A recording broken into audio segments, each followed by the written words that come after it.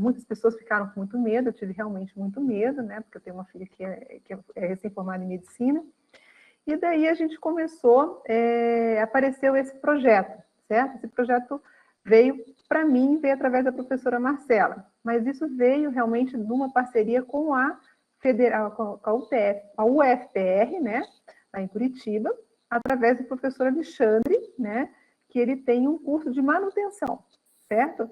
E nisso, ele falou assim, vamos tentar ver se a gente consegue fazer um contato com os hospitais e ver os respiradores, né, dar uma manutenção nos respiradores, porque com certeza tem alguns respiradores antigos. Então, isso sim, a Marcela conhecia ele através do irmão dela, né, que também é professor da UTFPR, porém lá em Guarapuava, né, e acabou que ela entrou, e daí, como a gente é muito amiga, ela me puxou, e aí a Cris, que é formada na área de, né, engenharia biomédica, né, teria maior contato, e aí a Cris acabou entrando também no projeto, né.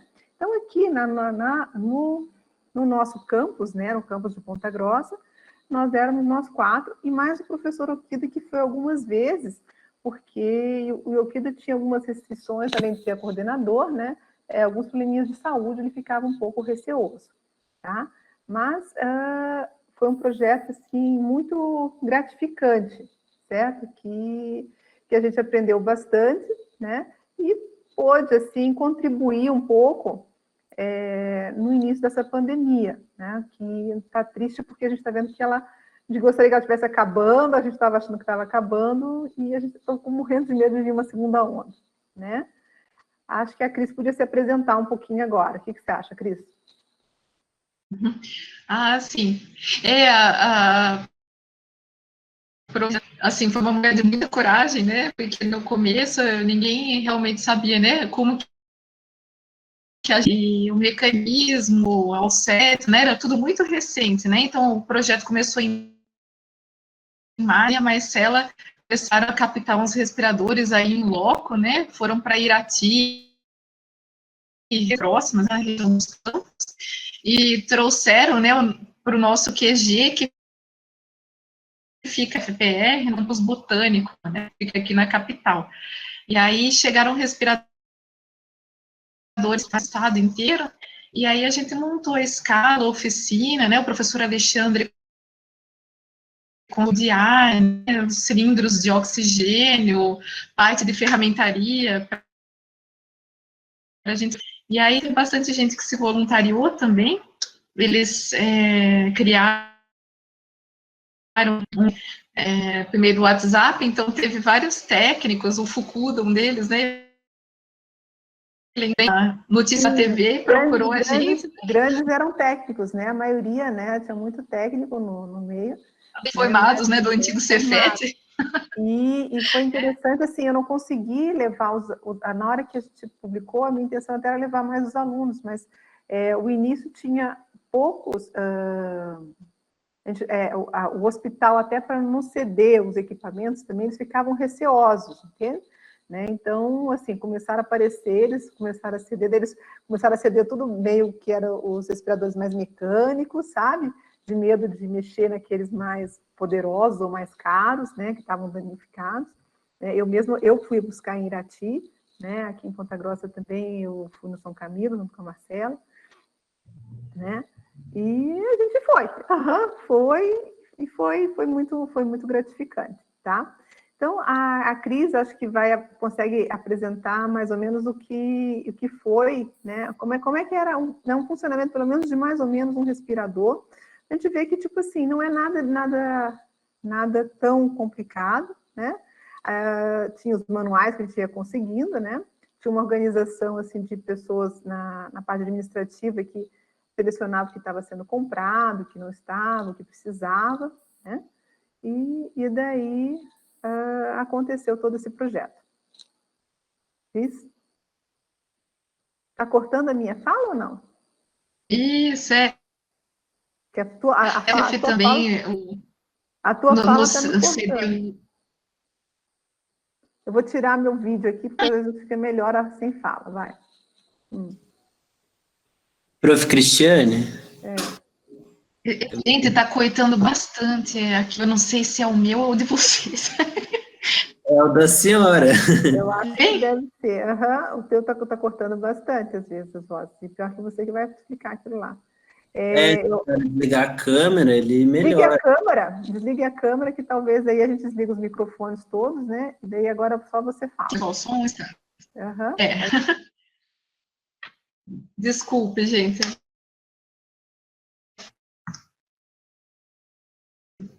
Pessoal, só um teste rapidamente. Melhor? Melhorou. Aham. Obrigada. Então tá. Desculpa, Vi.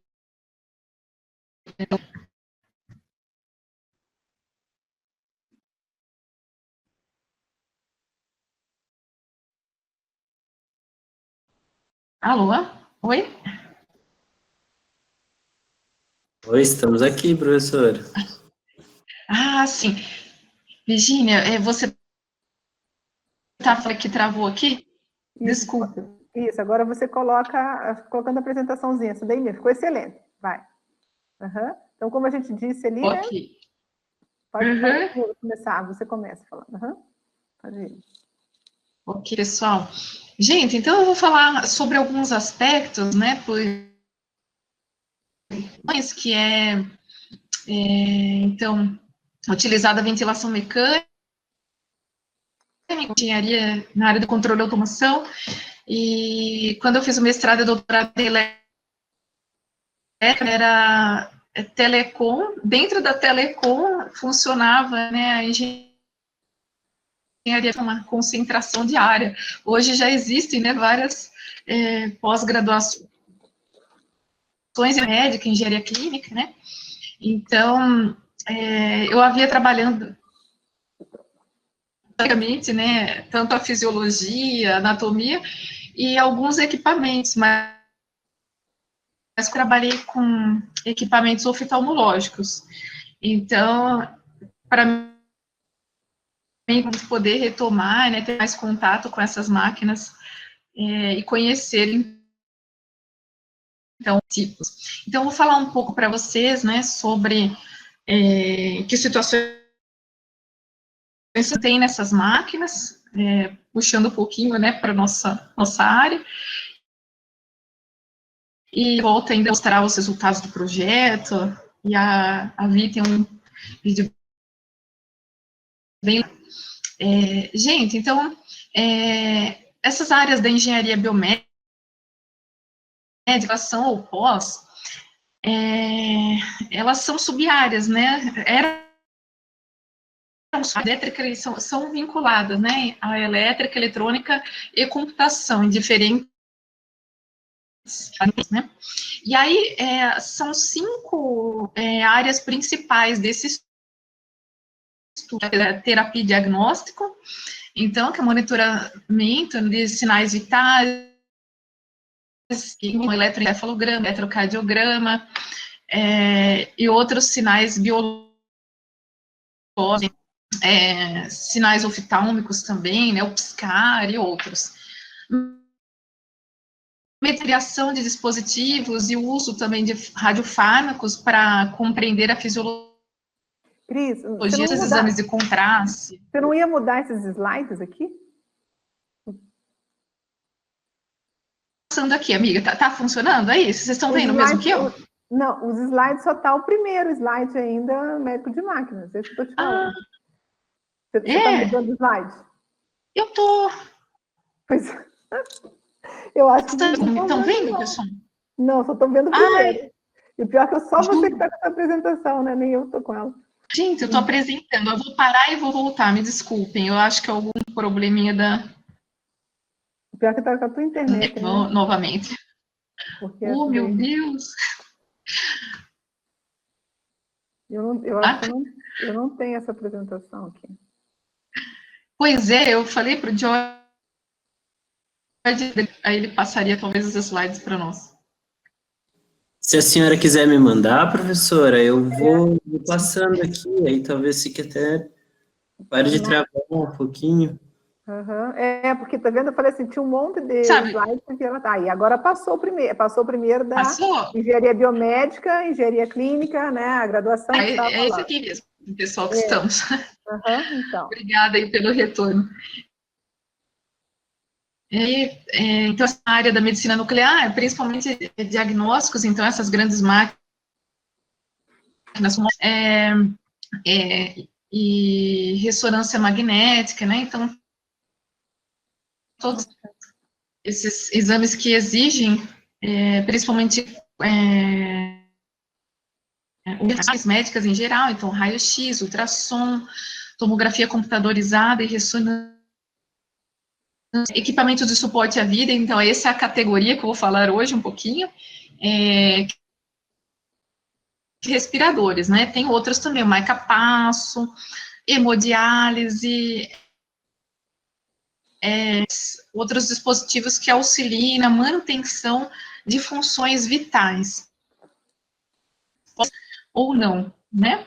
E ainda a última área que a Virginia e eu também estamos, não, junto com a Marcela e também a Fernanda, num outro É um projeto outro de Covid, projeto, né? né, Então, de o uso de Covid que a gente também está fazendo, né? Deus quiser vai dar certo também. isso, É usar as redes, né? As redes isso de também bem computador no legal. movimento para poder, ou seja, né, lá a gente está vendo, pegando várias imagens do pulmão e está tentando descobrir qual que tem, qual que não tem, né? Mais ou menos uma coisa assim, tá? Nessas unidades. Estamos treinando as redes, né? As redes lá, ok? Vê se eu consigo Então, passar um pessoal, outro. tem um aí, pessoal do SED? A tua voz continua cortando um pouquinho, mas vamos lá. Uhum. Passou o próximo slide.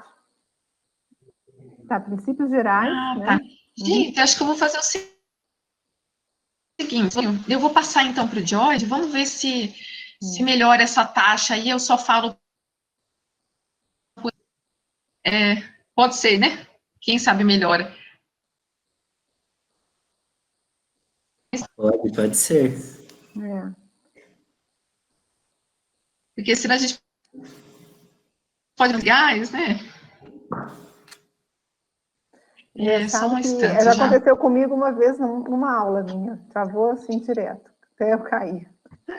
Ai, gente. Pode E ser aqui tá para chuva, aqui em Ponta Grossa tá eu chovendo. aqui, gente, mas vai dar uma tempestade. Uhum.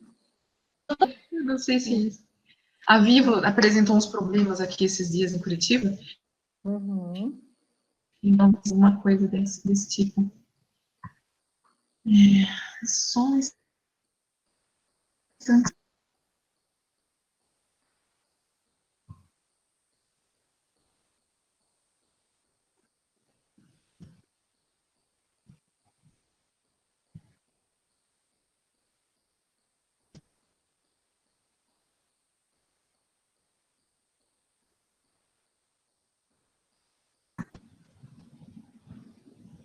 Deu certo? Conseguiu, Cris? Ou será que você quer a gente, para não demorar muito, o que está sendo?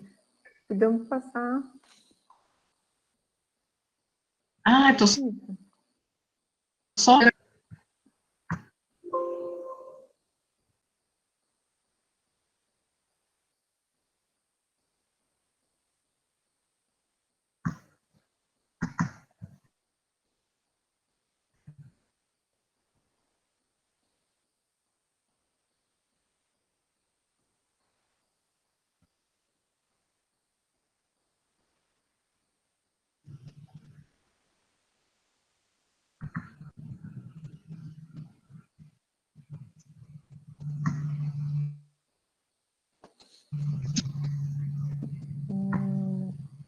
Cris?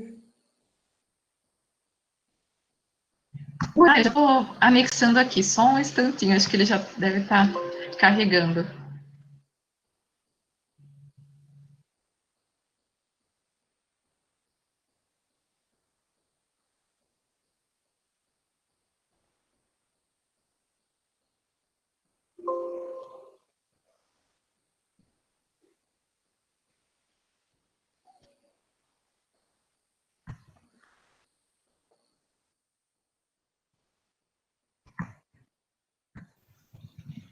Então, enquanto a professora vai mandando ali, eu vou transmitir o vídeo, pode ser? É isso que eu pensei, Jorge. Isso, Vamos pode ser, transmitir Jorge. tá? Beleza. Então, isso aí, ó. Era você que está transmitindo. Isso. Eu acho que até chegar lá, a gente vai transmitir o vídeo junto. Não está aparecendo. Deixa eu puxar aqui. Claro. É isso, Vi.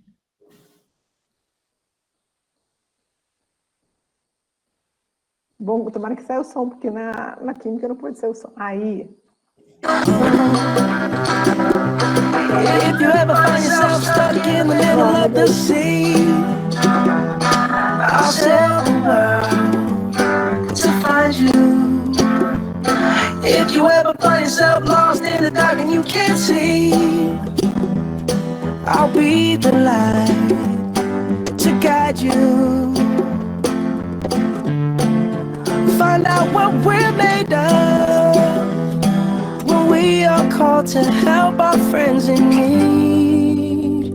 You can count on me like 1, 2, 3, I'll be there.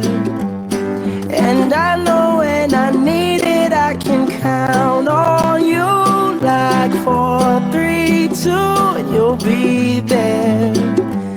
'Cause that's what friends are supposed to do, oh yeah. Ooh,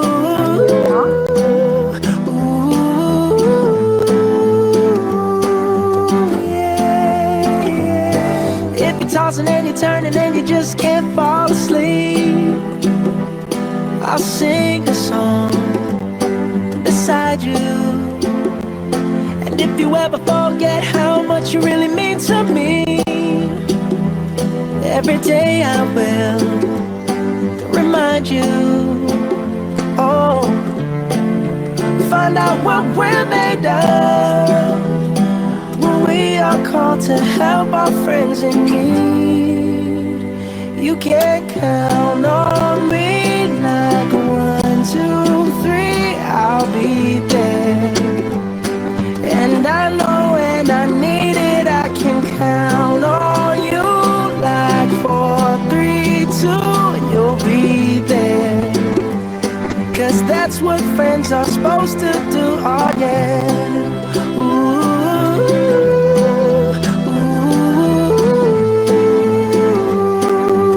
yeah, yeah. You'll always have my shoulder when you cry. I'll never let go, never say goodbye.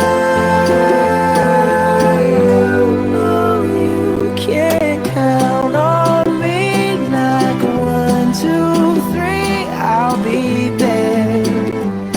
And I know when I need it, I can count on you like 4, 3, 2, and you'll be there. 'Cause that's what friends are supposed to do, oh yeah. Ooh, ooh. You can count on me 'cause I can count on you.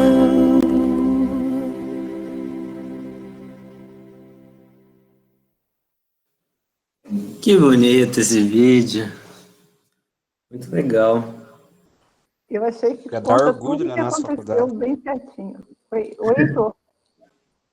Heitor, fala um pouquinho que eu não te Chega a dar escutei. orgulho da faculdade, Ai, que dos bom que você professores. gostou. Vamos Foi compartilhar a esse vídeo aí lá Marcela no Instagram. Lá. a Marcela que produziu, né, o Olha só, videozinho que ali. legal. Muito legal mesmo. Igual o Heitor falou, dá um baita do orgulho. Ver que quando, independente da área, né, quando a gente quer fazer a diferença, a gente consegue. Essa foi a intenção na época, né, de tentar fazer um pouquinho alguma coisa, certo? E assim, na verdade, teve vários alunos que tentaram entrar em contato com a gente, né, mas assim, tinha que ver como levá-lo para Curitiba, que a gente conseguiu o carro, né, para ir, mas assim, era um pouco, chegavam os equipamentos, mas como o que precisava, precisava sempre de um, eu esqueci o nome do aparelho, um analisador, né, do pulmão, Então, era sempre naquele mesmo analisador que tinha que ficar. Então, consertava, trocava no máximo algumas válvulas e daí a gente conseguia aprender. A Cris, né? Como eu falei, a Cris sabe bem mais, assim, detalhes técnicos, né? E cadê ela? Ela tá me mandando as Tá coisas. mandando as coisas? Ah, que bom. Vou sair para ver se a internet dela dá uma colaborada. E assim, a gente teve até a visita, né? Teve uma foto ali que a Marcela colocou, que colocou uma, né? Até tinha mais, porque até a máscara do secretário da saúde ficou meio para fora, sabe? Aí a Marcela não deixou divulgar muito. Mas até o secretário esteve lá, sabe, visitando. Mas o grande apoio mesmo foi da universidade, da Funtep, entendeu? Porque tem válvula que é R$ 2.500 e tudo, então, assim, a universidade deu um certo apoio, né? Um apoio muito grande, tanto para a gente ir lá buscar os respiradores, e quanto nos levar para lá e ajudar na compra dos equipamentos que precisavam para manutenção. Que legal, professora. E vocês iam para quais cidades que vocês foram para? Na verdade, a gente chegou aí, eu fui a Irati, daí a gente, Cianorte mandou, né, Cianorte lá, né, perto de Maringá, em vez de fazer alguma coisa lá perto de Maringá, ou alguma coisa em Londrina, mandaram para cá. Teve também cidades muito próximas da região de Curitiba, né, Almirante Tamandaré, teve Guarapuava, como é que chama a nossa cidade da praia, né? Paranaguá, né? Paranaguá, engraçado, uma vez quando estavam falando, né? Nossa, Paranaguá, eu não cheguei aí, a Marcela foi uma das primeiras, era até interessante, ela falou assim que depois que você tinha um lanche enorme, assim, do hospital, para eles, sabe? Para o pessoal que foi, porque consertaram 2 respiradores lá mesmo, entende? Fizeram uma manutenção no local, né? Depois que a gente foi realmente retirando. Certo? E isso foi, assim, uma coisa que nos deu a ideia de que, assim, poxa, né, pode ser, às vezes, um parente nosso, né, e a gente pode estar salvando, né, entendeu? Então, essa sensação foi a maior sensação que a gente tinha, né, de contribuir. E todas aquelas pessoas que ficaram, né, ali tem professores, tinha 2 professores também da UTF de Curitiba, que nos ajudaram bastante, né, era essa a sensação. A vontade era realmente de contribuir diante desse momento, né, já que você estava saudável. Cris mandou a apresentação para ela contar? Ela falou que está enviando aqui, que está carregando. Ai, meu Deus do céu. Que ruim que eu não tenho essa apresentação, porque daí a gente teve a semana de química também, né, junto com vocês, e daí a gente fez algo parecido, a gente combinou, e daí quando o Jorge falou assim, olha, vamos fazer... Aí apareceu a Cris. Cris? Professora, a senhora está mutada. Está sem microfone.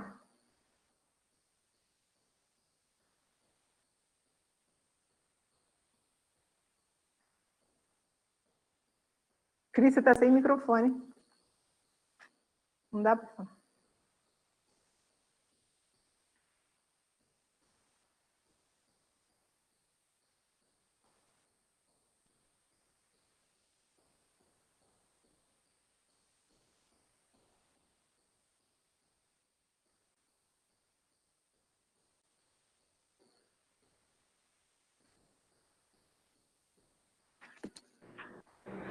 Agora sim. Agora porque sim. Acho que a opção padrão de entrar na reunião é todo mundo sem microfone, ele já coloca a gente assim. Olha, tá quase terminando de carregar a apresentação, o pessoal tem muitas figuras. Aí eu entrei no telefone para a gente não perder, né? Desculpe o transtorno, aí a gente não imaginou que a internet fosse estar... também é interessante que, tipo assim, junto com a gente, né, o nosso projeto não era único, né, e a gente tem que ver também, tinha o Senai, eu não cheguei aí no Senai, a Cris pode contar como é que estava o sistema do Senai, né, Cris, também, porque a Cris, ela é professora do nosso departamento, mas ela mora em Curitiba, por causa dos pais dela, então ela passa a semana aqui, né, e todo final de semana ela vai para Curitiba. E nesse período ela realmente está lá em Curitiba, né? Ela não está aqui em Ponta Grossa com a gente, né, Cris? E daí, ela, além de ajudar nesse, ela se empolgou tanto que ela foi ajudar o Senai também, sabe? Né? Isso, tinha uma iniciativa do Senai, e eles também, como eles são um sistema da indústria, né? Então alguns funcionários de empresas foram cedidos, né, para o projeto. Então, tinha os técnicos da Votorantim, de outras empresas grandes, da Renault. Então, tinha técnicos em elétrica e em mecânica que foram também ajudar a conceitar alguns equipamentos. Mas foi interessante que só a gente, né, graças ao professor Okida, a gente tem um calibrador específico, né, que é um fluxômetro que ele emprestou, né, para o projeto aqui. Então, ele ficou no campus da UFPR, e aí algumas vezes a gente foi ao Senai, eu fui, levei, e teve vezes que o pessoal do Senai também foi para lá, para poder calibrar, porque é o problema de todo equipamento eletrônico, né? Às vezes no visorzinho, então, tem um valor lá de pressão pulmonar. Eu vou mostrar para vocês um pouquinho desses parâmetros, tudo. Então, a gente vê, né, no mostrador ou analógico ou digital o valor, mas de fato não está saindo aquele valor, pode estar descalibrado para mais ou para menos, né? E é importante calibrar direitinho a pressão, o volume dos gases, para não causar danos no pulmão do paciente, né? Tinha até um Takaoka, que era até daqui do São Camilo, né, Cris? Se eu me lembro bem. Que daí a gente achou, não, tá perfeito, a gente botou as válvulas e tal, daí a gente achou que a placa estava ok, mas na hora da calibração ela não estava fazendo a respiração normal. Então, quer dizer, é um aparelho, né, que tem que ser muito bem calibrado, muito bem determinado, porque ao mesmo tempo pode não fazer a respiração direito e a gente, em vez de salvar, a gente pode até perder o paciente, tá certo? Né? Com certeza, né? É o equipamento de suporte à vida, né? A mesma coisa um marca-passo, não pode falhar. Uhum. Olha, eu acho que, não sei se o George consegue visualizar aí pra gente, já foi. Então, professora, a senhora está me mandando pelo WhatsApp ou pelo e-mail? Mandei no e-mail, George. No e-mail? Deixa eu entrar aqui, então.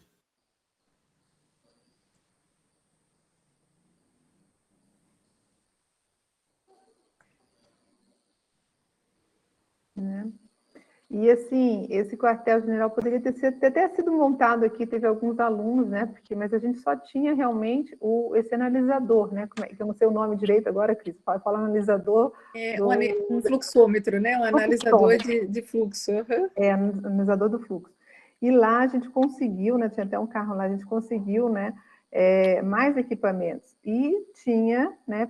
Tinha pessoas como o Eduardo, que tinha uma empresa que lidava com isso nessas atenções, só que ele, né, se dispôs a fazer, né, a trabalhar nas horas vagas, né, para contribuir nessa situação. Né?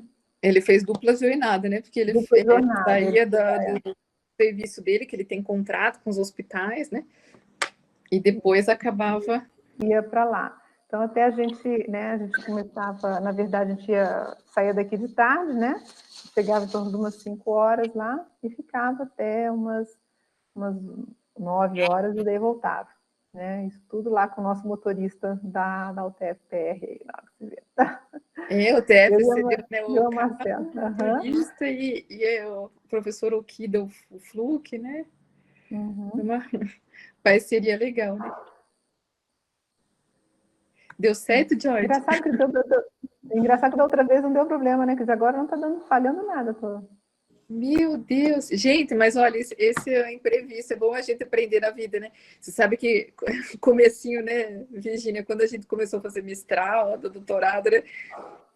A gente passou por todas as fases, até do disquete, né? Então a gente às vezes ia para apresentação, gente que não abriu o disquete na hora, lá, meu Deus, né? Então, Cris, eu achei que você não tinha passado pelo disquete, porque eu sou mais velha do que você, eu sou uns 10 anos mais velha que você, então assim, eu passei até aquele disquete grande, assim, ai meu Deus. Eu fazia iniciação científica. Eu lembro que eu tinha uns 19 anos, fui o primeiro congresso que eu fui, meu orientador me mandou, fui toda orgulhosa com meu pôster, né? Cheguei lá com disquete, não abria. Então, hoje em dia, a gente tem que se precaver, né? Mandar por e-mail, mandar no WhatsApp. Eu mando para mim, eu levo o pendrive, levo o HD externo, a gente leva tudo, né? Imagina viajar internacional e não conseguir apresentar. Não, mas hoje em dia tem um monte. Deu certo, George? Será que ele conseguiu visualizar? Ainda não chegou, professora? Não chegou? Para mim, ele já está no enviados já. Ah, é? Quer tentar de novo, Cris, apresentar? Quem sabe dá certo? Eu não estou entendendo porque a tua rede ela está travando tanto. Eu tô falando aqui do meu 4G, sem...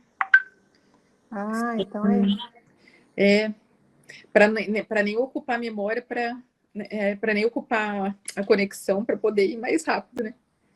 Uhum. E agora, George, será que Mas foi? como é um bate-papo também, às vezes o pessoal que está aqui quer perguntar alguma coisa, quer saber alguma coisa, a gente vai conversando, né? Porque essa apresentação, na verdade, é um pouco da área, ela é mais técnica, né, Cris? Isso, eu queria mostrar um pouco só para vocês como que funciona, né? Como é que funciona. Isso, para vocês Porque... verem. E a gente ganhou, né, Vi? Importante que a gente ganhou. Inclusive, foi você que já deixou o equipamento lá para o Kida, né? Nós vamos ter esse equipamento quando voltar presencial para vocês verem. Sim, nós vamos ter. Nós ganhamos alguns respiradores dos hospitais. Alguns que não tinham conceito, assim, que o conceito era muito caro, não compensava por ser equipamento mais antigo, né? Uhum. E a gente vai ter alguns para que a gente possa conhecer, ver as placas, abrir, né? Abrir, começar a mexer, né? Uhum. E aí, George, será que tenta entrar novamente? Chegou para você? Agora chegou, professora. Então vamos ver. Acho que vai funcionar melhor. Gente.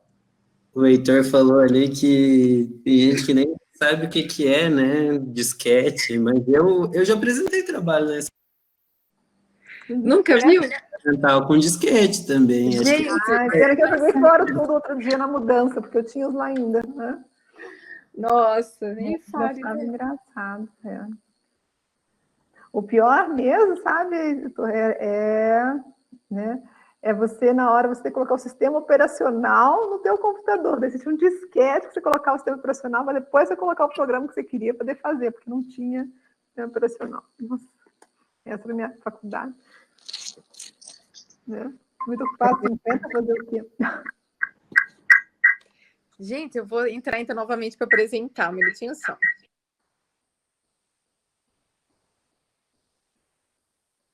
Vou fechar aqui e aqui. Acho que agora vai ficar mais show. Professora, estava melhor quando a senhora estava pelo celular. Não estava travando por lá. Se a senhora quiser voltar, aí eu vou passando os slides aqui para a senhora. Então eu vou te falando. Isso, combinado. Vai ficar melhor mesmo, Cris.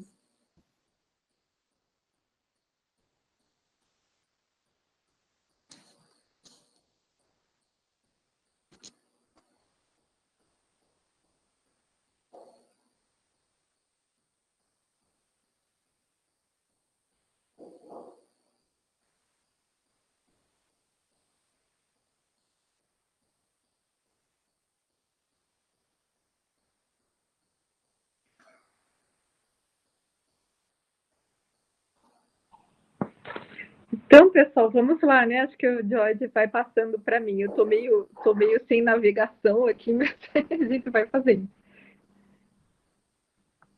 Isso aí, professora, eu vou puxar a apresentação aqui. Ok.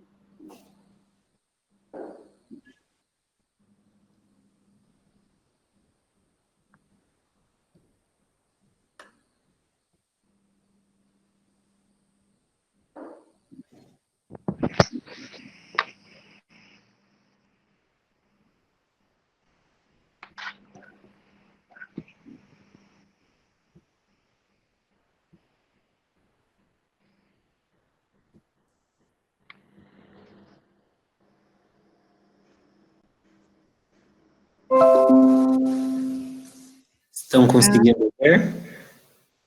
Sim. Beleza, eu só não vou poder, eu não vou conseguir abrir aqui porque meu PowerPoint está com problema. Ixi, Acho que não tem problema assim, né? não, mas agora aí não está apresentando. Ah, agora foi, né? Agora foi, aham. Ah, sim, você vai abrir no... Uhum, vai ficar um pouco pequeno, vai.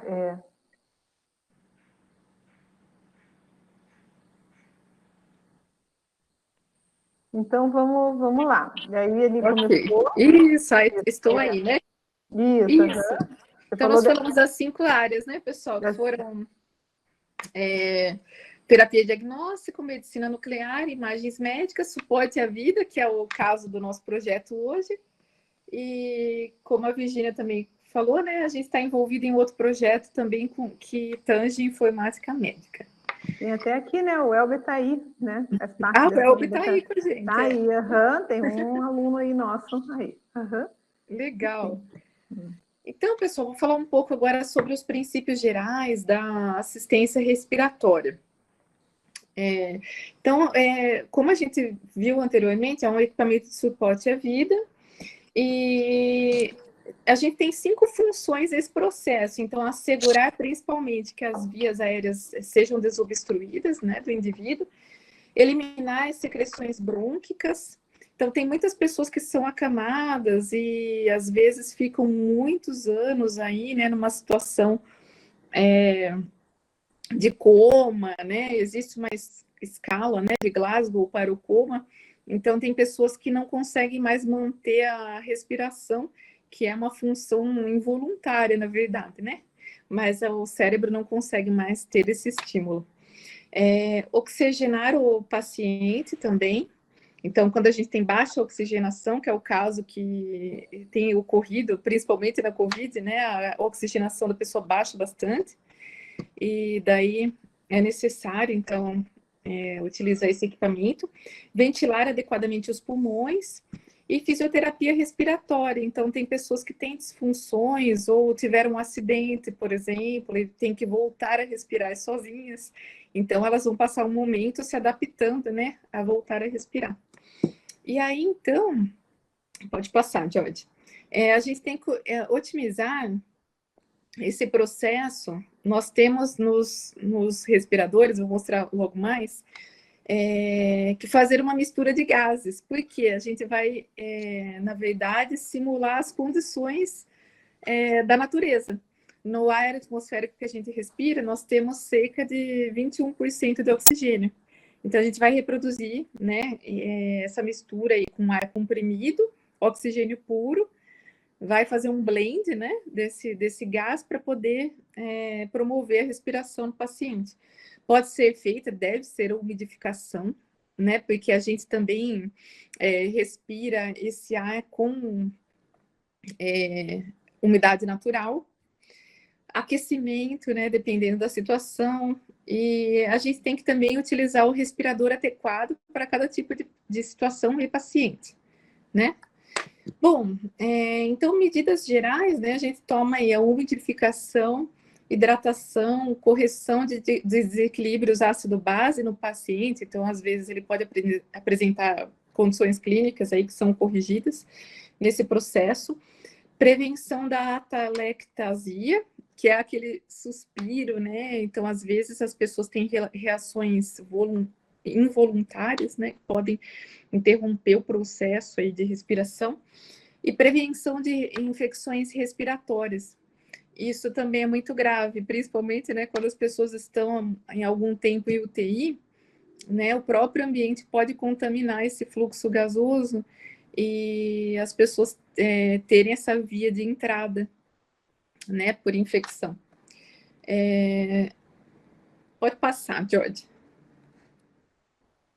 Então, a gente tem ainda microatelectasias, né, esse movimento menorzinho, o mecanismo de suspiro, então, pessoas que estão inconscientes.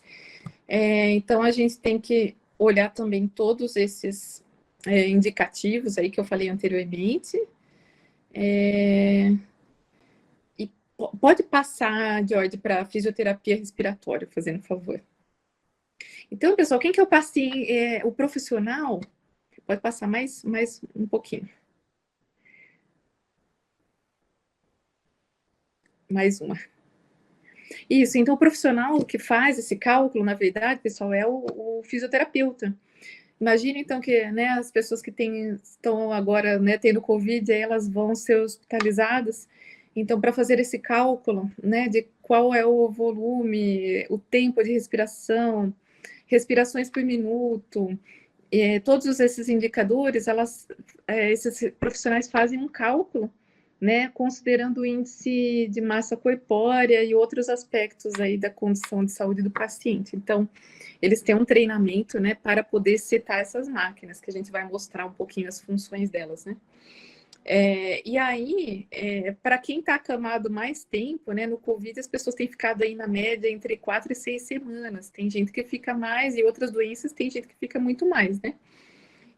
Então, é feito o estímulo da tosse, a tapotagem, que é daquele tapinha, né, entre aspas, que vai tirar o muco, o excesso do muco dos brônquios, né, a vibração torácica, a mudança de decúbito, né, na COVID, muita gente, então, é colocado de bruços, né, pronado, para poder ajudar no fluxo respiratório, drenagem postural, broncoaspiração, né, quando tem excesso de líquido que o corpo não consegue drenar sozinho, né, e exercícios respiratórios.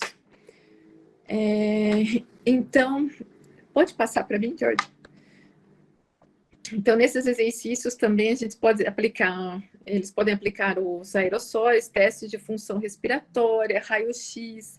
Então, nos doentes de COVID, né, isso teria que ser feito no leito, nesse momento da respiração.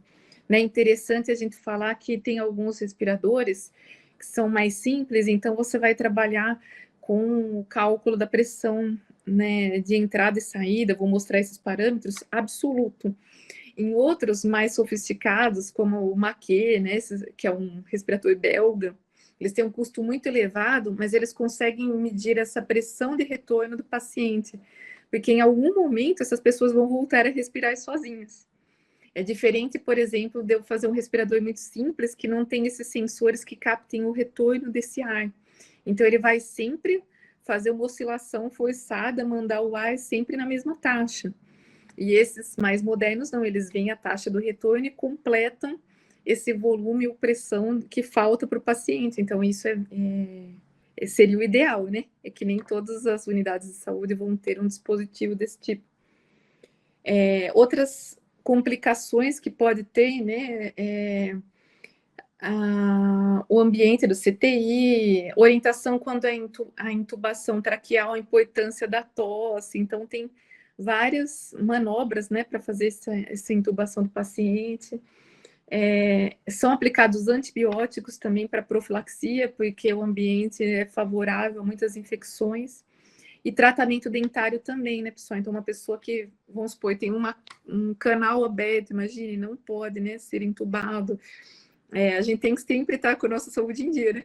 Então, pessoas que têm prótese, né? Os idosos, por exemplo, às vezes a pessoa tem prótese dentária, que a gente chama de dentadura, né? Tem que remover a dentadura, né? Então, vários procedimentos aí. Aí, pode passar para mim, Jorge. Bom, quais são, então, os índices que a gente olha, né? Quais são os parâmetros que a gente precisa monitorar aí no sistema de ventilação? Que pode ser ventilatória e ou pós-operatória, né? Em várias situações aí. Então, tem a PPI e o PIP, PIP espontâneo, CPAP, IMV e IMV mais PIP. Pode passar, Jorge. Então, o que são isso, pessoal? Quando a gente fala, vamos calibrar PIP lá no respirador. Então, PIP, essas siglas são todas em inglês, pessoal. PIP é Positive and Expiratory Pressure. Então, a pressão positiva de saída, o quanto eu consigo sair de ar, né? O CPAP, pessoal, ele é um tipo de ventilador mais simplesinho, né? Então, o CPAP, a sigla é Continuous Positive Airway Pressure. Então, a pressão de via aérea contínua positiva. Então, ele promove um fluxo mais natural, né? E esse equipamento, CPAP, então são esses respiradores mais simples. O pessoal fala, olha, usamos um motor alternativo, um respirador de baixo custo. Esse equipamento, pessoal, ele é um equipamento que ajuda, por exemplo, você levar uma pessoa numa unidade, para uma unidade de saúde, numa ambulância, né, para você transportar uma pessoa, mas ele não serve para você deixar uma pessoa por semanas ou meses, né, nesse modo de respiração assistida. O IMV, então, que é a ventilação intermitente mandatória, quer dizer, eu tenho que manter esse fluxo contínuo, e aí eu tenho uma taxa, e a PSP, que é a pressão de suporte de ventilação. Bom, pessoal, então quais são, pode passar para mim, Jorge, quais são as indicações para o uso da assistência respiratória mecânica? O quadro clínico de insuficiência respiratória, então a gente pode medir, por exemplo, com fotoprismografia, né? Coloca aquele medidor no dedinho, ele já vai ver que a tua pressão arterial ela está menor do que 55 milímetros de mercúrio. Então, isso já é um indicativo, você precisa, então, de ajuda. E aí, quais são os parâmetros... Pode ir, George, os parâmetros que a gente vai usar para calibração lá no respirador, então. Né, a gente tem aquelas siglas dos modos de respiração, modos ventilatórios, que são esses 5. Então, os parâmetros que nós vamos calibrar lá no nosso respirador, então, a FiO2, né? Então, essa é um parâmetro que é adimensional, ele vai de 0,4 a 0,6. FR, que é de 9 a 12 respirações por minuto, é a frequência respiratória, né? FR, a gente já abrevia, né? O volume de controle, VC, de 8 a 10 ml por quilo. Então, esse é o cálculo que a fisioterapeuta vai fazer. Por isso que tem sido, assim, muito frequente morte em pessoas que têm alto índice de massa, né? Você precisa de um volume respiratório grande. A pessoa que já tem o índice de massa elevado, ela sempre está fazendo um esforço maior para respirar do que uma pessoa que tem o peso na escala dita normal. Então, esse é um parâmetro de risco, né, para esses pacientes. Suspiro, né, que então a pequena oscilação de 6 a 3 por hora, né, você pode prever que vai dar uma oscilação, né, nessa respiração. O volume do suspiro de 15 a 20 ml por quilo. Então, a gente já prevê essa oscilação aí. A razão entre inspiração e expiração, a razão IE, é de 1 para 3 a 1 para 4. Então, a gente vai gastar 1/3 do tempo para subir, inflar, e 3 vezes o tempo para expirar. No dia a dia, a gente não faz isso, né? Acordado, pelo menos não, né? Mas aqui é uma situação, né? Às vezes, sedado, né? Então, você vai ter um tempo de expiração longo. A PIP, então, essa pressão de exalação aí, é 5 a 15 centímetros de água, coluna d'água. A inspiração máxima é até 30 centímetros de água e a máxima do suspiro até 60. Pode passar, George, para mim. Então, pessoal, houve uma grande evolução desses mecanismos de auxílio à respiração. Então, 1800 e pouquinho, né? Antigamente, o ambu. Então, você, né, fazia aquela pressão manual com esse ambu, que é conhecido como pera também, né? Então, ajudando a fazer um fluxo de pressão positiva. Pode ir, Thiago. E aí, quais são os tipos de respiradores, então, que a gente pode ter, que nós pegamos de tudo um pouquinho no projeto ali, conhecemos todos ao vivo. Ciclado a pressão, tomando a pressão, a volume, a tempo, ciclado a volume com fluxo contínuo, pneumático ou eletrônico. Então, como eu falei, pessoal, esses pneumáticos, que são a maioria dos CPAPs, eles não têm esse controle de sensores mais fino como a gente tem aí nos eletrônicos, que são os que já conseguem medir com mais clareza e ajustar esses parâmetros de muitas vezes automaticamente. Pode passar, Jorge. Aí, pessoal, temos outros equipamentos, aí os primeiros, né, o Mike Respirator, né? Equipamentos alemães, olha, são do comecinho do século, estão em museus, só para a gente ver como evoluiu, né? E o tamanho dessas máquinas, né? Pode passar, George. Depois a gente tem aí, quando a gente fala em coluna d'água, a pressão, olha só, eu tenho um pulmãozinho ali, que está dentro desse becker, né? Esse dispositivo de vidro que parece um becker. E aí, então, a gente mede o deslocamento de volume ali, né?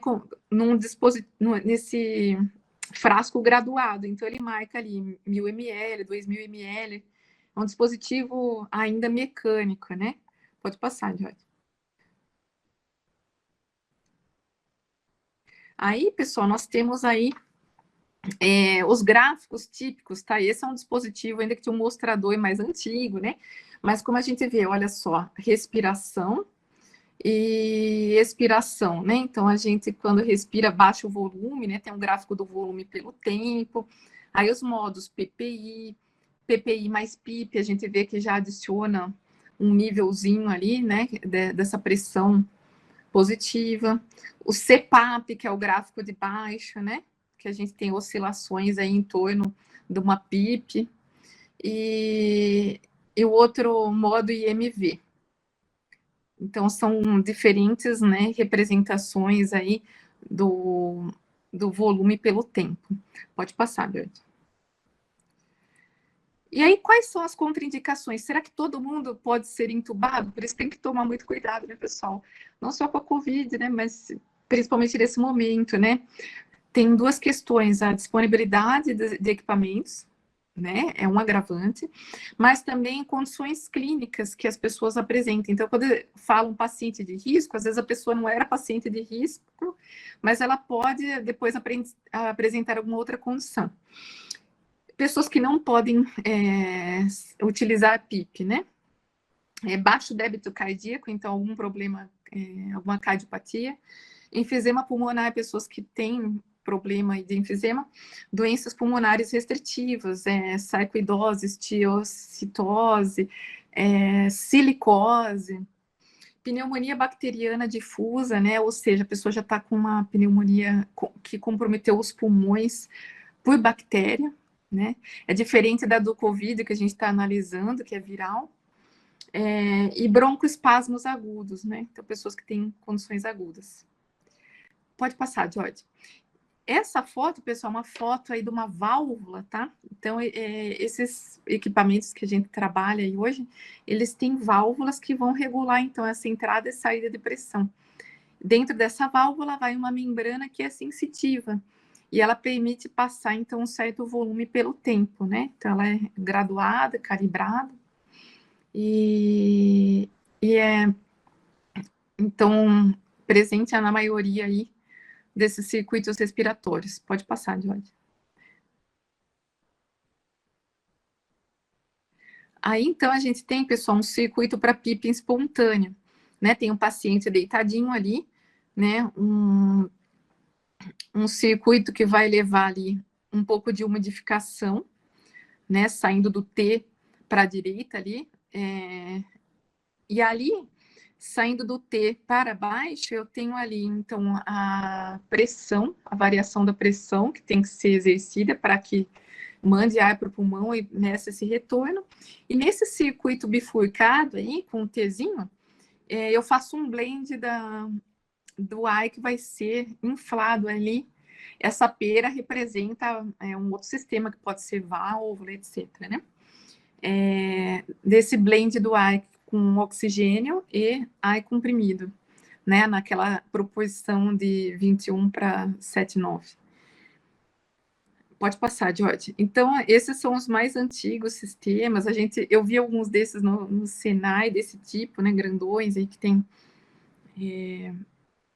reservatórios com água. E olha só, com a perinha do jeito que a gente representa. Esses são os primeiros, né?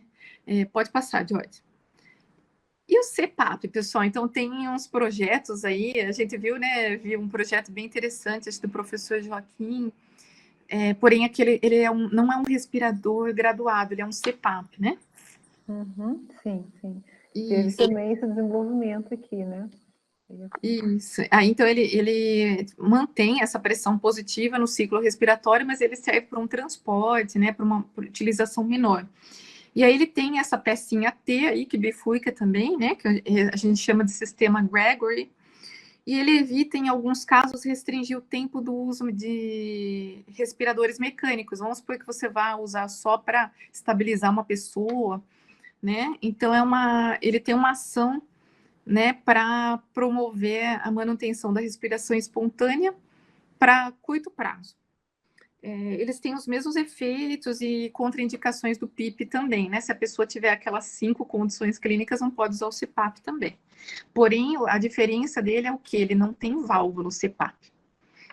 Pode passar, Jorge. Então, essa pecinha T do CPAP, olha, tem o esquema ali, tá vendo? É um esqueminha mais simples. Então, a diferença dele é que ele não vai, né, fazer aquele sistema mais complexo, né? Esse é o sistema Gregory do CPAP também, né? Ele mede ali a pressãozinha. A princípio, né, se fosse analógico, pode passar, Gregory. George, perdão. Olha só, com o manômetro, né? Só que aí depois você vai usar sensores no eletrônico. Mas aí ele vai medir, então, essa diferença, né, de pressão ali, mas não tem aquelas vias de bifurcação e válvulas presentes no respirador mais complexo, né? Pode passar, Joy. Bom, e aí as complicações, pessoal, então a diminuição do tempo do débito cardíaco por retorno venoso, né? Então pode ser que com esse uso contínuo, o sangue tenha um maior fluxo venoso. E o que acontece, pessoal? Eu posso mudar essas condições de respiração aí, né? E não ser tão ideal, ou desbalancear esse mecanismo, né? Porque nos alvéolos tem uma troca gasosa ali, né? Do sangue, ele vai entregar o gás carbônico e pega o oxigênio de volta para espalhar pelo corpo, né? Barotrauma, então, algum trauma que seja decorrente dessa diferença de pressão. Barotrauma, pessoal, se você pensar, por exemplo, no tímpano, você sempre tem, quando você viaja de avião, ou sobe uma serra, dá aquela pressão no tímpano. Só que esse barotrauma, ele pode ocorrer nos pulmões também. Então, uma descompensação do mecanismo. Diminuição da diurese, o que é isso, pessoal? Eliminar líquido, fazer xixi. Então, liberação, né, do fluxo aí, né? Pode passar, George. Então, essa ventilação mandatória intermitente, ou seja, sem descanso, que é o nosso caso aqui, o objetivo dela, então, é permitir a respiração espontânea nos intervalos de insuflação pulmonares, né, por respiração mecânica. Então, esse é aquele respirador ideal. Ele permite que o respirador, que o paciente volte a respirar sozinho também e consegue medir essa pressãozinha de retorno para ele aplicar só o que falta e até o paciente gradualmente sair desse suporte, né? O método, então, ele usa, por isso que o CPAP é diferente, né? Ele tem essa válvula. Então, a válvula, ela já regula essa saída de ar e mede, né? Esses circuitos específicos com fluxo contínuo. Então, a vantagem é que a gente tem uma menor influência aí na hemodinâmica, né, nessa dinâmica do sangue, melhor troca do gás carbônico, a manutenção da musculatura torácica também sempre solicitada. Porque o que acontece? Quando eu faço esforço, né, eu também estou mantendo a minha função diária.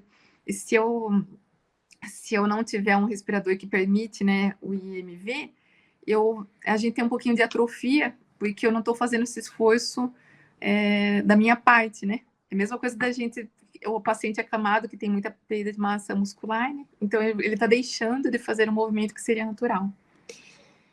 E reduz também essa possibilidade do barotrauma. Por quê, pessoal? Imagine que eu estou respirando um pouquinho, mas não interessa. Eu continuo aplicando aquela pressão, é uma oscilação positiva sempre naquele mesmo valor. Aí às vezes vai demorar dias para corrigir, né, esse valor. Então, o nosso pulmão é uma esponjinha, ele tem uma certa fragilidade, né? Então, você vai aplicando esses estímulos sempre, né? sem considerar esse retorno do paciente. Então, isso pode gerar um trauma, né, no pulmão do paciente permanente, né? Pode passar, George. E aí, pessoal, essas complicações, então, pode ser o aumento transitório da pressão, reinalação, quando você tem alguma válvula errada no circuito, então tem uma maneira bem correta de montagem, tem os manuais do serviço, né, e o manual que é do profissional de saúde, né, então o manual nosso do conceito, ele é diferente, né, mas é importante, né, conhecer cada um desses manuais, né, porque alguns desses dispositivos se parecem, mas tem algumas diferenças, então fazer a montagem correta do circuito, não trocar inspiração por expiração, observar, né, todos esses parâmetros e depois onde a gente entrou, né, na calibragem correta, né, para garantir que você está entregando aquele volume, aquela pressão, o tempo correto, né, não somente confiar nos mostradores do dispositivo, né, porque com o uso, né, já tem uma tendência natural a você precisar recalibrar os dispositivos quaisquer que a gente use, né. Pode passar, George. E aí, pessoal, temos um exemplo aí de assistência respiratória, né? Então, um antes e o depois, né? Em termos de volume, olha, em função do tempo, aí oscilações, né? Então, dá para a gente melhorar bastante, né? Essas funções. Pode passar. Pode ir, George. Aí, aqui, da mesma maneira, né? Os gráficos associados aí. E pode passar mais uma. Isso aí, tá ótimo. Então, quais são as complicações da ventilação mecânica, pessoal? A extubação, né, é um momento difícil, porque você está observando as funções vitais do paciente, mas tem que ter a certeza, né, que ele vai voltar a conseguir respirar, né? Então, tudo isso é baseado nas coletas de dados, o médico e o físio vão acompanhando o paciente, né? Tanto também há complicações mecânicas, mesmo na hora de remoção desses tubos, né? Complicações do manejo do ventilador e complicações clínicas que o paciente possa ter, né? Que são essas que nós citamos aí, né? Pode passar mais uma, George, isso. Então, devido ao equipamento, então há cotovelamento do tubo ou conexão, então na hora que você vai tomar esse tubo de volta, né, tirar, pode fazer uma lesão no paciente, obstrução da luz do tubo por secreções ou corpo estranho, então a gente trocou bastante experiências aí com o Eduardo, né, que fez esse projeto com a gente, e ele falou que às vezes dá pressão de saída zero, então o nosso equipamento tem que alarmar. Eu vou mostrar depois, ele faz um pi quando funciona. Foi interessante que o Eduardo era um técnico, né? Não tem, ele vai fazer engenharia mecânica agora. E ele tinha muita prática, né, Cris? A gente aprendeu muito com tudo. Ele. Uhum. E tá? ele só dar uma introduçãozinha assim para acordar um pouco. É verdade. O Eduardo comentou isso com a gente, né? Que quando o paciente tinha muito muco, fica muito tempo aí entubado, começa a juntar secreção aqui, porque não tem movimento, a gente não caminha, né, etc. Então, às vezes, obstrui a traqueia do paciente, e às vezes o médico falava para ele, olha só, tem que dar manutenção nesse respirador, ele não era a pessoa. Então, tem que fazer aquelas manobras, o físio tem que desobstruir a traqueia, então pode ser que o tubo seja obstruído, então, por secreções do paciente ou corpo estranho, né? Que é o caso, né, de algum objeto, alguma coisa. Laceração da laringe, pode ter lesões ou traqueia pelo guia, quando vai passar o tubo, né? Destruição do revestimento ciliar pela pressão do balonete, né? Então, pode causar danos aí também no revestimento de todo o aparelho aqui. laríngeo, faringe, esôfago, né? Irritação por substâncias químicas também, para esterilização dos tubos. O que acontece? A gente esteriliza por autoclave, é melhor. Hoje em dia, né, a maioria dos hospitais fazem com autoclave. Mas antigamente o pessoal esterilizava com água sanitária, né? Com outras. Aí pode passar, Johnny. Complicações no manejo do respirador, então o que pode acontecer? Que aí entrou a nossa, já vai entrando a manutenção, né? Falha da máquina, então, por exemplo, acionamento da máquina, falha do alarme que está desligado inadvertidamente, ou seja, às vezes o equipamento está lá no hospital sem manutenção e eles não sabem que ele não está alarmando, né? Nebulização ou umidificação inadequadas, IMV ou a IMV mais PIP também, né? Que essa mandatória ventilatória sempre, né? Pode passar, Jorge. Então, a gente tem aí, olha só, exemplos aí de objetos que ficaram aí quando foi estubado o paciente. Olha, ficou uma bolha, né? Com plástico. Pode passar, Jorge.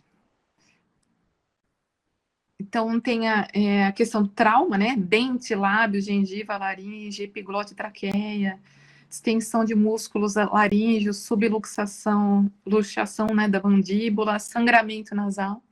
Tudo isso pode acontecer. Alterações reflexas, né? Então, arritmia cardíaca. Uma coisa legal, pessoal, que não sei se vocês sabem, em biosinais, né? Tem que estar em fase. O coração da gente, geralmente, ele tem que estar em fase com a respiração, né? Então, existe um sincronismo aí, né? E você pode até ter esse estímulo da extubação pode causar uma arritmia no paciente. Reflexo vasovagal, que é o vômito, né? O refluxo, regurgitar, né?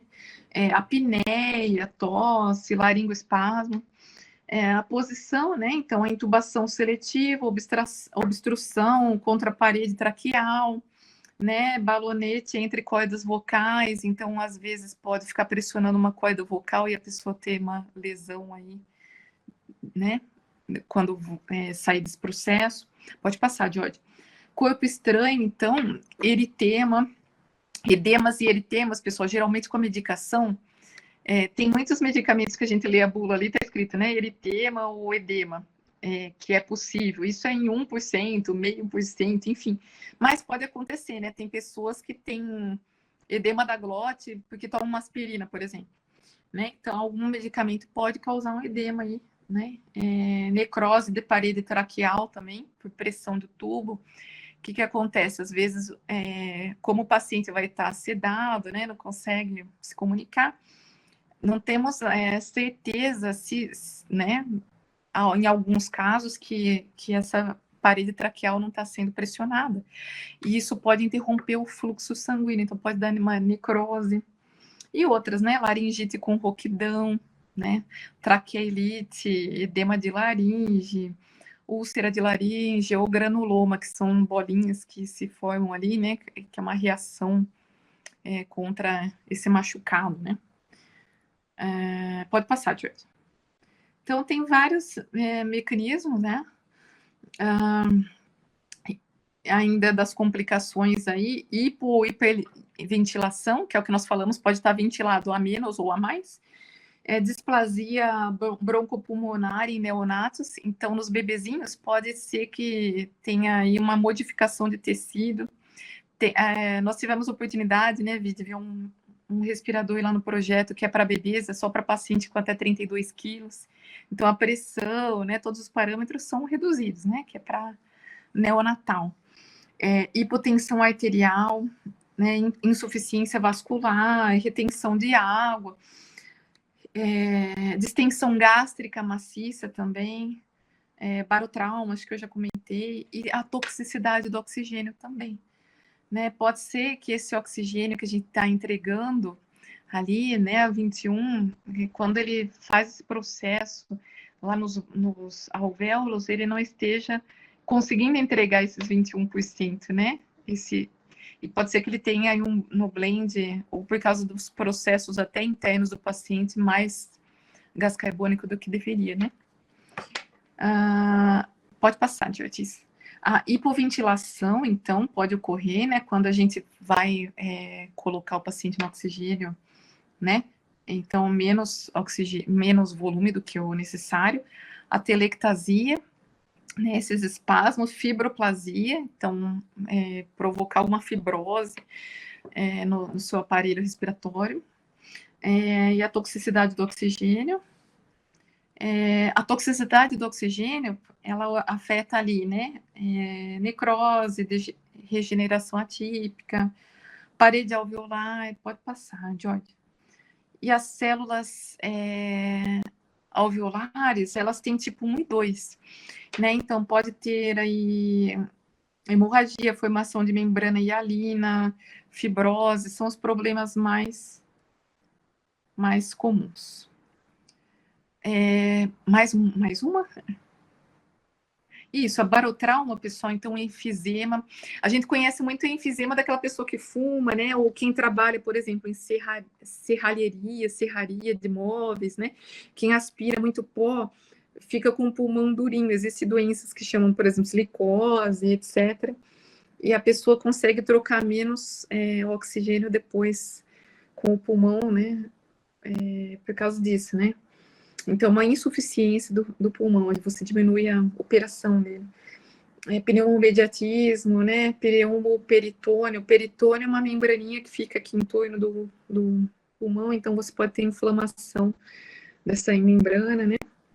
Pode passar, Jorge. Então, temos ali a pressão positiva, né? Esses mecanismos, por exemplo, de distensão. Olha só, então, do lado esquerdo, você tem aí o shunt, que a gente chama, né?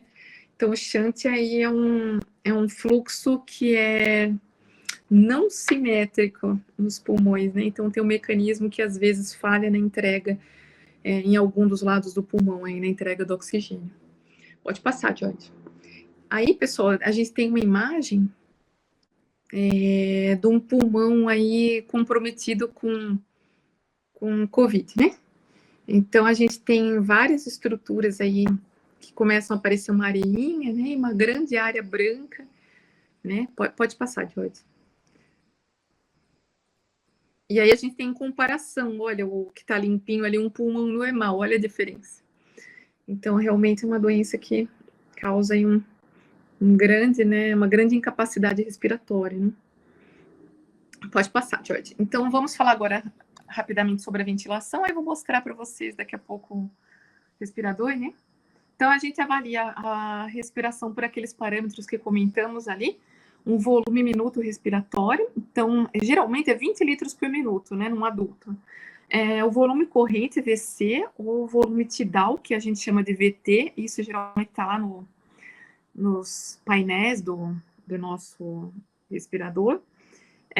Essa função, a gente faz um cálculo dividindo, então, o volume tidal é o volume minuto pela frequência respiratória.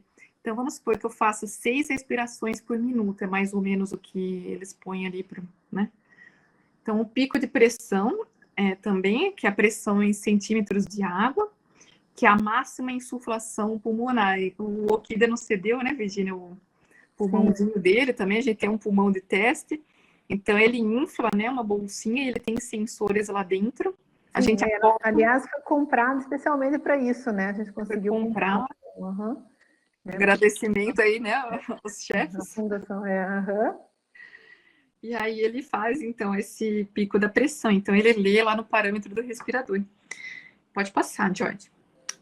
A pressão parcial do gás carbônico, né, que é a pressão arterial, a gente chama de PaCO2, ele é um dos gases arteriais, né? E o mais importante de ser avaliado entre esses, né, é o gás carbônico. Ele é mais extremamente difusível e ele tem muitas variações mais significantes. Então, essa pressão ela pode variar entre 30 e 40 milímetros de mercúrio. Então, isso significa que ele está bem ventilado, é uma grande variação, né? Então, tem um quadrinho aí que mostra para você, né? A ventilação aceitável, pressão de gás carbônico, é de 30 a 45. Quando tiver hipoventilação alveolar, ou seja, está chegando menos ar do que deve no pulmão, né? Menos oxigênio. Então, são valores superiores a 46 milímetros de Hg dessa pressão parcial aí de gás carbônico. Pode passar, Pedro.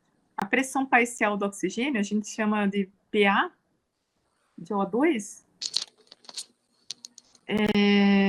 ele tem uma saturação do O2, né, no sangue arterial, e a gente tem níveis ali que tem uma diferença do alvéolo arterial, desculpa, travei, alvéolo arterial do oxigênio.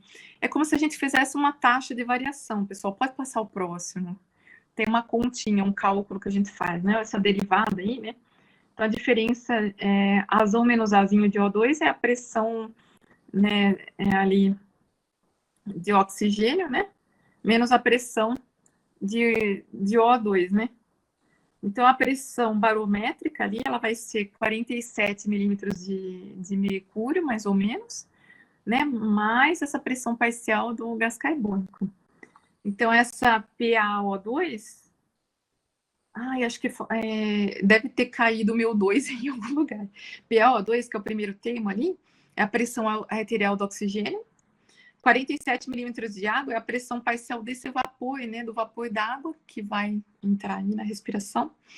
E a pressão barométrica, por exemplo, quando eu fiz esse curso, pessoal, na USP, eu fiz em Ribeirão Preto, tá? Que eu estudei um semestre lá na escola de medicina para fazer umas disciplinas, né?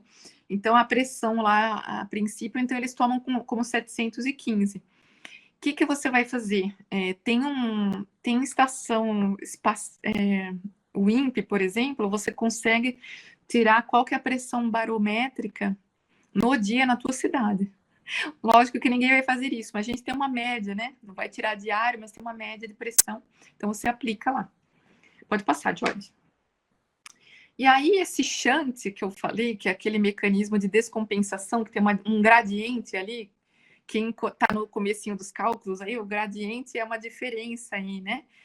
Direcional, né? Eu tenho, por exemplo, um del F del X, uma variação de função que é diferente de um lado e de outro, essas variações não são iguais. Então, esse gradiente aí a gente pode calcular, né? Esse queixante aí, então, divididos aí, porque T, né, da direita para a esquerda, você faz, então, esse cálculo, né? Então, tem que usar um fator de correção aí. Pode passar, George. Aí tem assistência respiratória, então eu consigo calcular, então, eu tenho tabelado esses valores, mas você pode monitorar, tem uma curva normal ali, ideal, que a pressão parcial é de gás carbônico, né, em milímetros de mercúrio, contra a pressão parcial do oxigênio em milímetros de mercúrio também. Então, essa razão, ela tem que ser na faixa ali de 0,8, tá? Naquela reta dita normal ali. E aí, essas outras situações são situações que você encontra aí nos handbooks, né? Então, você tem que corrigir essas pressões para voltar nessa razão. Pode passar, George. Bom, tô quase chegando nos finalmente, né, pessoal? Para a gente mostrar depois um vídeo do respirador em ação aí para você. Como que funciona, então, o nosso ventilador mecânico, né? Então, nessas situações que o paciente é incapaz de manter o ciclo, então, não interessa, né, se seja doença, anestesia, um defeito congênito, coma, você provê o suporte respiratório para o paciente. Grande parte desses ventiladores tem uma fonte de pressão positiva, né? Então, a gente tem que insuflar pressão para promover aquele fluxo. Ao enviar, então, a gente faz essa troca gasosa aí que teria que ser espontânea. Então, a gente empurra o ar para o pulmão soltar, né? E essa pressão é retirada para que ocorra a respiração.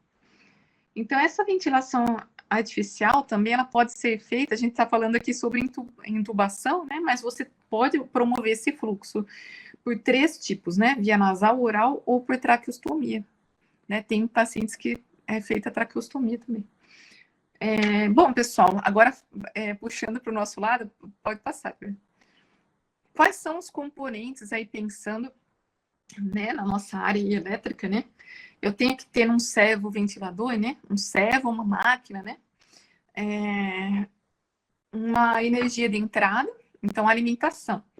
Ele pode ser obtido de forma elétrica ou pneumática, gases comprimidos. Os CPAPs nem sempre eles são alimentados na energia.